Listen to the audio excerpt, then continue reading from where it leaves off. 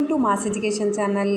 మనము పార్ట్ 1లో ఉన్నటువంటి first lesson important ఏంటో చూసుకున్నాం కదా. ఈరోజు మనము పార్ట్ 2లో ఉన్నటువంటి రెండవ లెసన్ అయినటువంటి మనకు అయస్కాంతాలతో ఆటలు అన్న లెసన్ని చూద్దాము. ఇంపార్టెంట్ మాత్రమే చెప్తున్నాను. టెక్స్ట్ బుక్లో ఉన్నటువంటి ఇప్పటి వరకు మనకు తెలిసిన అయస్కాంత పదార్థాలలో నియోడైమియం బలమైన అయస్కాంతం. చూడండి, ఇక్కడ అయస్కాంతం యొక్క కథ గురించి చూద్దాం. సుమారు 2500 సంవత్సరాల క్రితం మాగ్నస్ అనే గొర్రెల కాపరి రోజు తన గొర్రెలను మేపుతూ కొండలలో తిరుగుతుండేవాడు. అతని చేతికర్ర అడుగు భాగాన ఇనుప తొడుగు ఉండేది. ఒకరోజు అతని గొర్రెలు మేస్తూ ఉంటే అతను ఒక చిన్న కుంట ఒడ్డున కూర్చొని ఆ కుంటలోని నీళ్ళ అడుగున కనబడే గులకరాళ్లను తన కర్రతో అటు ఇటు కదిలిస్తున్నాడు. అప్పుడు ఆ కర్ర అడుగు భాగాన గల ఇనుప తొడుగుకు ఏదో అంటుకున్నట్లు అనిపించింది. బయటకు తీసి చూశాడు. ఒక రాయి అంటుకుని ఉంది. ఆ రాయి సహజ అయస్కాంతం. అటువంటి రాళ్లను లోడ్ స్టోన్స్ అని అంటాము. సహజ అయస్కాంతం కదా, అటువంటి రాళ్లను ఏమంటారు అడగవచ్చు. కాబట్టి లోడ్ స్టోన్స్ అంటారు. నెక్స్ట్ చూడండి, ఇక్కడ దండ అయస్కాంతం, వలయాకారపు అయస్కాంతం, బిల్ల అయస్కాంతం, గుర్రపు నాడాకారపు అయస్కాంతం. చూడండి నెక్స్ట్, సాధారణంగా ఇనుము, నికెల్, రాగి, కోబాల్ట్, అల్యూమినియం మిశ్రమాలతో శక్తివంతమైన అయస్కాంతాలను తయారు చేస్తారు. ఇనుము అంటే ఫెరస్ కదా, Fe, నికెల్ Ni, రాగి కోబాల్ట్, సో అల్యూమినియం మిశ్రమాలతో శక్తివంతమైన అయస్కాంతాలను తయారు చేస్తారు. ఇక్కడ చూడండి, అయస్కాంతం ఆకర్షించిన పదార్థాలను అయస్కాంత పదార్థాలు అంటారు. అయస్కాంతం ఆకర్షించని పదార్థాలను అనయస్కాంత పదార్థాలు అంటారు. చూడండి, మేకు, కాయిన్స్ అలాంటివి అయస్కాంత పదార్థాలు. రబ్బర్ అనేది అనయస్కాంత పదార్థం. సో పూర్వం శత్రువుల నౌకల నుంచి శీలలను తొలగించి నౌకలను ముంచివేయడానికి లోడ్ స్టోన్ అయస్కాంతాలను ఉపయోగించేవారు. నెక్స్ట్ చూడండి, ఒక ఉక్కు కడ్డీ చుట్టూ చుట్టిన తీగ చుట్టను ఉపయోగించి విద్యుత్ అయస్కాంతాన్ని తయారు చేస్తారు. ఒక ఉక్కు కడ్డీ చుట్టూ చుట్టిన తీగ చుట్టను ఉపయోగించి విద్యుత్ అయస్కాంతాన్ని తయారు చేస్తారు. నెక్స్ట్ ఇక్కడ చూడండి, స్వేచ్ఛగా వేలాడదీయబడ్డ దండాయస్కాంతం ఎల్లప్పుడూ ఉత్తర దక్షిణ దిక్కులను సూచిస్తుంది. నెక్స్ట్, దక్షిణ దిక్కును సూచిస్తుంది. అయస్కాంతం ఎల్లప్పుడూ ఇలా ఉత్తర దక్షిణ దిక్కులను సూచిస్తుంది కదా. ఈ ధర్మాన్ని అయస్కాంత దిశాధర్మం అని అంటాము. ఈ ధర్మాన్ని దిశాధర్మం అని అంటారు. నెక్స్ట్ చూడండి, ఉత్తరం N, దక్షిణం S, తూర్పు E, పడమర W దిక్కులను తెలియపరిచే అక్షరాలతో చూసి మనము రాస్తాము. సో నెక్స్ట్ చూడండి, జంతువుల కడుపులో పేరుకుపోయిన ఇనుప తీగ ముక్కలు, మేకులు తొలగించడానికి అయస్కాంత పరికరాలను ఉపయోగిస్తారు.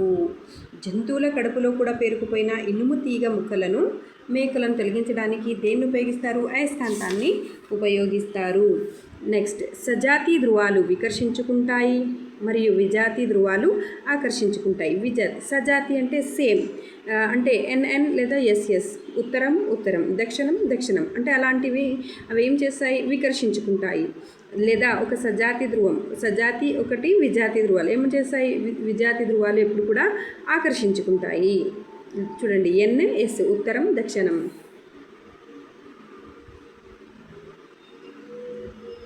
నెక్స్ట్, సాధారణ అయస్కాంతాలను ఇనుము లేదా ఉక్కుతో తయారు చేస్తారు. నెక్స్ట్ ఇక్కడ చూడండి, 100 సంవత్సరాలకు పూర్వమే చైనా నావికులు అయస్కాంత దిక్సూచిని ఉపయోగించి సముద్ర ప్రయాణం చేసేవారు. 100 సంవత్సరాల పూర్వమే ఎవరు అయస్కాంత దిక్సూచిని ఉపయోగించి సముద్ర ప్రయాణం చేసేవారు అంటే చైనా నావికులు. నెక్స్ట్, భూమి యొక్క అయస్కాంత క్షేత్రం దండాయస్కాంతపు మధ్య భాగంలో ఉండే అయస్కాంత క్షేత్రం వలె ఉంటుంది. భూమి యొక్క అయస్కాంత క్షేత్రం దండాయస్కాంతపు మధ్య ఉండే అయస్కాంత క్షేత్రం వలె ఉంటుంది. నెక్స్ట్ ఇక్కడ చూడండి, ఒక అయస్కాంత పదార్థం ఒక అయస్కాంతానికి దగ్గరగా ఉన్నప్పుడు అది కూడా అయస్కాంత లక్షణాన్ని చూపడాన్ని అయస్కాంత ప్రేరణ అంటారు. అయస్కాంత ప్రేరణ అంటారు. నెక్స్ట్, భూ అయస్కాంత తీవ్రత శీతల ఫ్రిడ్జ్ అయస్కాంత తీవ్రత కన్నా 20 రెట్లు శక్తివంతమైనది. భూ అయస్కాంత తీవ్రత మరియు శీతల ఫ్రిడ్జ్ అయస్కాంత తీవ్రత 20 రెట్లు శక్తివంతమైనది. చూడండి, మీకు తెలుసా? ఇంపార్టెంట్ చూద్దాము. లోడ్ స్టోన్ ఒక సహజ అయస్కాంతం. అయస్కాంతాలను వివిధ ఆకారాలలో తయారు చేస్తారు. దండాయస్కాంతం, గుర్రపునాడ అయస్కాంతం, వలయాకారపు అయస్కాంతం, బిల్ల అయస్కాంతం మొదలగునవి. అయస్కాంతం ఆకర్షించే పదార్థాలను అయస్కాంత పదార్థాలు అంటారు. అయస్కాంతం ఆకర్షించని పదార్థాలను అనయస్కాంత పదార్థాలు అంటారు. అయస్కాంతానికి ఆకర్షించే గుణం కొనల వద్ద ఎక్కువగా ఉంటుంది.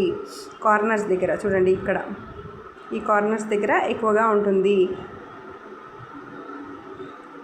ఈ కొనలలో అయస్కాంతపు ధ్రువాలు ఉంటాయి. ప్రతి అయస్కాంతానికి 2 ధ్రువాలు ఉంటాయి. ఉత్తర ధ్రువం, దక్షిణ ధ్రువం. ఉత్తర ధ్రువం, దక్షిణ ధ్రువం. స్వేచ్ఛగా వేలాడదీయబడిన దండాయస్కాంతం ఉత్తర దక్షిణ దిక్కులను సూచిస్తుంది. అయస్కాంతపు సజాతి ధ్రువాలు వికర్షించుకుంటాయి, విజాతి ధ్రువాలు ఆకర్షించుకుంటాయి. అయస్కాంతానికి దగ్గరగా ఉండటం ఒక అయస్కాంత పదార్థం అయస్కాంత ధర్మాన్ని పొందినట్లయితే దానిని అయస్కాంత ప్రేరణ అంటారు. లాస్ట్ చూద్దాం, ఇంపార్టెంట్. చూడండి, ఇది కూడా ఇంపార్టెంటే. ప్రాణమున్న ప్రతి జీవరాశి మరణించడం కన్నా బ్రతికి ఉండటం మిన్న. అది మిడతైనా, ముంగీసైనా, మామిడి చెట్టైనా ఏదైనా సరే జీవించడం వాటి యొక్క హక్కు. దీన్ని మనం అర్థం చేసుకోవాలి, ఇది మన బాధ్యత అని చెప్పింది ఎవరు? సలీం అలీ. Next, last. భూకేంద్రంలో ఉండే ద్రవాల ప్రవాహాల వలన భూమి ఒక పెద్ద అయస్కాంతంగా పనిచేస్తుందని భావిస్తుంటారు. Thank you. నెక్స్ట్ వీడియోకు పార్ట్ 3 చూడండి.